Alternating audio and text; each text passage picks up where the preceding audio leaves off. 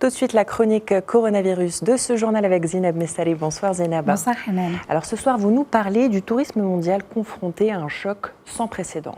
Alors l'heure est grave pour le secteur du tourisme, vous l'avez dit Hanan, même s'il est encore inopportun d'évaluer l'impact complet du Covid-19 sur le tourisme mondial. Les premières estimations de l'Organisation mondiale du tourisme, l'OMT, sont plutôt alarmantes. L'organisation onusienne s'attend à ce que les arrivées de touristes internationaux baissent de 20 à 30% en 2020 par rapport aux chiffres de 2019. Avec 1,3 milliard d'habitants, la Chine continentale est le pays fournissant le plus de touristes au monde. 150 millions de voyages à l'étranger en 2018.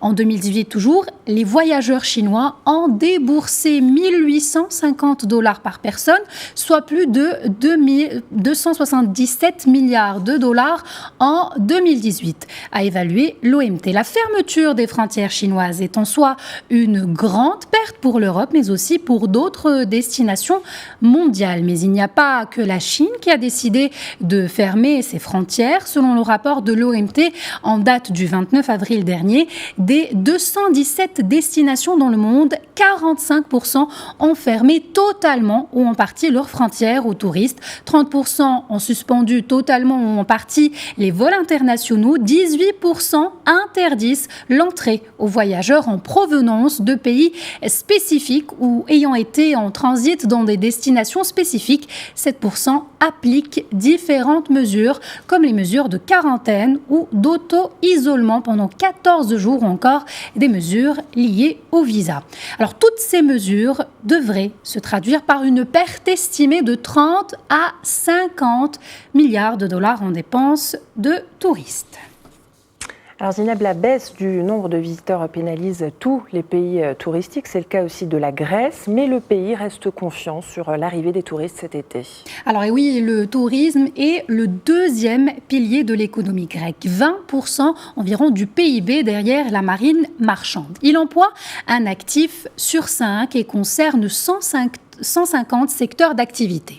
L'an dernier, la Grèce a reçu quelques 34 millions de visiteurs pour des recettes cumulées de 18 milliards d'euros. Aujourd'hui, 90% du trafic maritime est à l'arrêt ainsi que 59% des vols internes et internationaux. Un hôtel sur 4 est menacé de faillite en Grèce.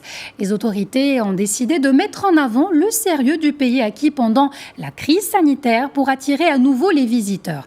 À la fin avril, la Grèce comptait moins de 145 victimes sur 10 millions d'habitants. Une surprise, d'autant plus que les 10 années de coupe budgétaire dues à la crise économique ont laissé le système de santé fragile avec des manques importants de personnel et matériel. Pour sa gestion de crise, la Grèce est aujourd'hui applaudie pour sa discipline.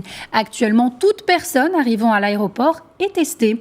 Si le résultat est positif, elle passe sa 14aine dans un hôtel réquisitionné par l'État.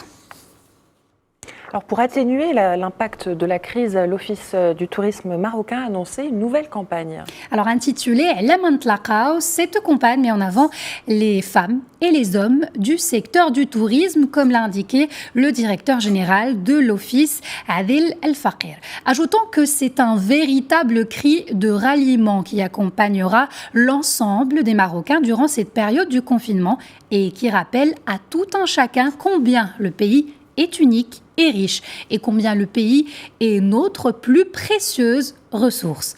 Encouragez donc le tourisme de proximité en interne, tout près de nos domiciles et découvrir les secrets de notre pays. Merci Zineb. Merci Hanan.